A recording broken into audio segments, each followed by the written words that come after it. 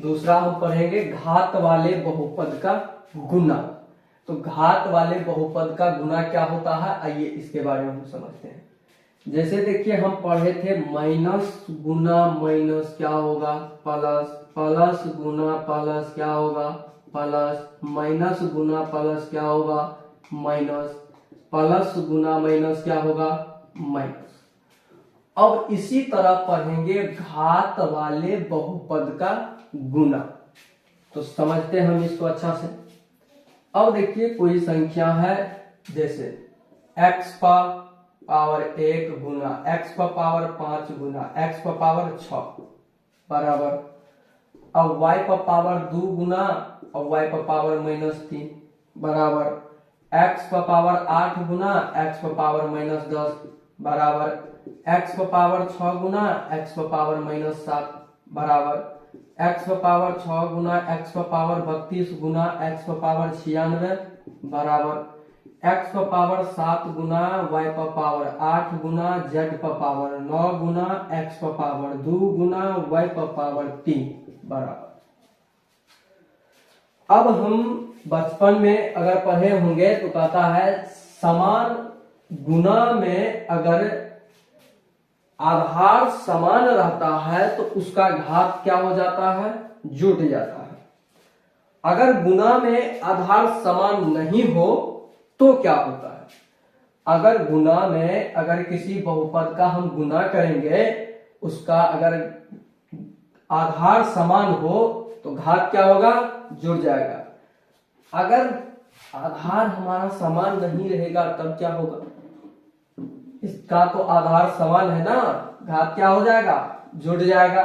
लेकिन यहाँ एक संख्या हम लिखे हैं जिसका आधार समान नहीं है, इसमें क्या होगा।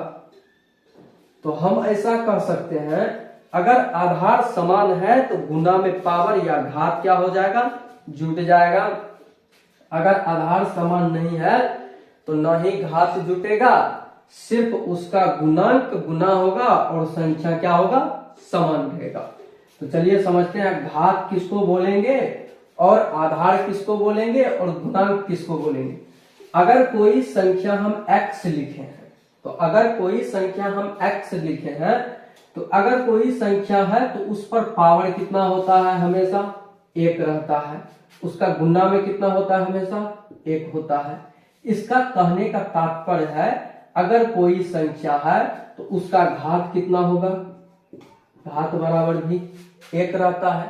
कोई संख्या वैसे पूर्ण लिखा हुआ है तो घात में कितना रहता है, 1 रहता है, और गुणांक में कितना रहता है, गुना में भी 1 रहता है।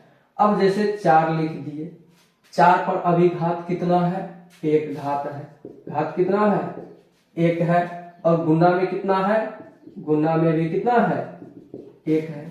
नहीं कुछ है तो घात भी कितना है, 1 है, और गुना में भी कितना है, 1 है। अब देखिए x लिखे हैं, x का छोड़िए x का बता दिए। अब देखिए 8 है, 8 पर पावर अभी कितना है, नहीं है कुछ, ऐसे बोलिएगा ना, 8 पर पावर कुछ भी नहीं है सर जी, 0 है। लेकिन किसी संख्या पे पावर 0 अपने आप नहीं होता है, उस पे करके दिया जाता है। लेकिन अगर कोई संख्या लिखा हुआ 0 भी है ना, उस पर पावर कितना है, 1 है, इसके गुना में कितना है, 1 है। वैसे तो आप कितना लिख सकते हैं,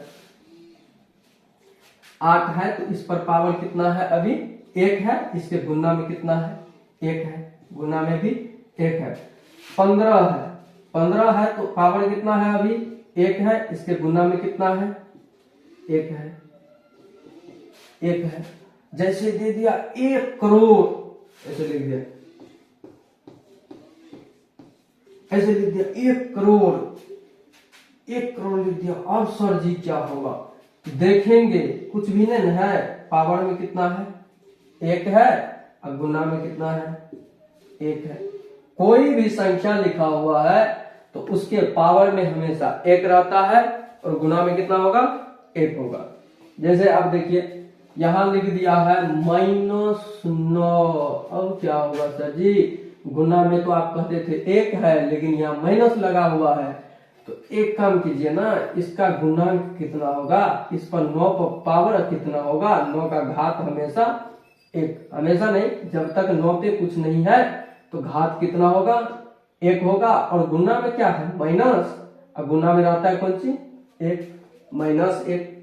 अगर यहाँ पर है दे दिया 99, अब बताइए सर जी 99 पर पावर कितना है, तो पावर तो सीधी सी बात कुछ नहीं है तो 1 है, गुना में कुछ नहीं है तो 1 है, सीधा समझेंगे।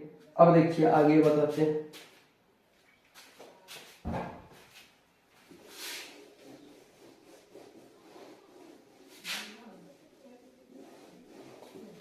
यहां समझते हैं, दे दिया x पर पावर 1, x पर पावर 5, x पर पावर 6। एक बात और हमेशा याद रखना है, अगर किसी संख्या का भी किसी बहुपद का हम गुणा कर रहे हैं तो सबसे पहले उसको देखेंगे उसका आधार क्या है, आधार सेम है या आधार समान है या आधार असमान है। तो सबसे पहले हम देखेंगे आधार के बारे में। आधार यहाँ भी x है, मान के चलिए यहाँ x का नाम क्या है, राम, यहाँ भी क्या है, राम, यहाँ भी क्या है, राम, मतलब x यहाँ भी, x यहाँ भी, x यहाँ भी, तो क्या लिखाएगा, सब x लिखाएगा। अब हम लोग जानते हैं कि गुना में पावर क्या होता है, जुटता, गुना में घात क्या होता है, जुटता है। तो इसका घात कितना है, 1 है, इसका घात कितना है, 5 है, इसका घात कितना है, 6 है। चलिए सबको जोड़ दिए, x पर पावर 5 1 6 और 6 कितना हो गया, 12।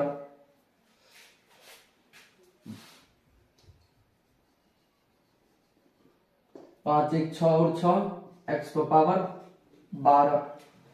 अब देखिए यहाँ पर ई भी श्याम, ई भी श्याम। अब देखिए यहाँ दिक्कत तो होगा, y है, y है, आधार क्या है, दोनों का समान है। तो आधार अगर समान है तो क्या लिखेंगे, y लिखेंगे। अब देखिए ई y पर पावर कितना है, 2 है। क्या बोला है कि अगर y आधार समान रहे तो गुना में पावर क्या होता है, जुट जाता है। तो आधार तो समान है, y गुना y क्या हो गया, y। इस पर पावर कितना है, 2, और इस पर पावर कितना है, माइनस का 3। तो इसको जोड़िए, 2 है, अब प्लस, प्लस है, इसका पावर कितना है, माइनस का 3। अब समझ में आएगा क्या हम बता रहे थे। अब y लिखेंगे, 2 है यहाँ पर, 2 लिख दिए। अब देखिए यहाँ पर हम चिन्ह के बारे में इससे पहले जो पढ़ाए हैं, क्यों पढ़ाए हैं, इसी कारण से हम चिन्ह के बारे में सबसे पहले पढ़ाए हैं। अब देखिए यहाँ पर प्लस है, यहाँ पर माइनस है, तो प्लस गुना माइनस है ना, प्लस गुना माइनस। चिन्ह समान है कि असमान, आप लोग कहिएगा असमान। असमान रहता है तो चिन्ह कौन सा होता है, तो ऋणात्मक होता है, तो ऋणात्मक चिन्ह कौन सा, ऋणात्मक। अब इसके बाद क्या है, 3, तो 3 बराबर y पर पावर। अब 2 में से 3 को घटाइए, कितना होगा, -3 में से 2 को घटाइए, कितना होगा, तो 2 में से 3 को घटाइएगा तो क्या बचेगा, माइनस का 1 बचेगा। अब यहां देखिए x है, ये भी राम है, तो यहां क्या आएगा, राम ही होगा।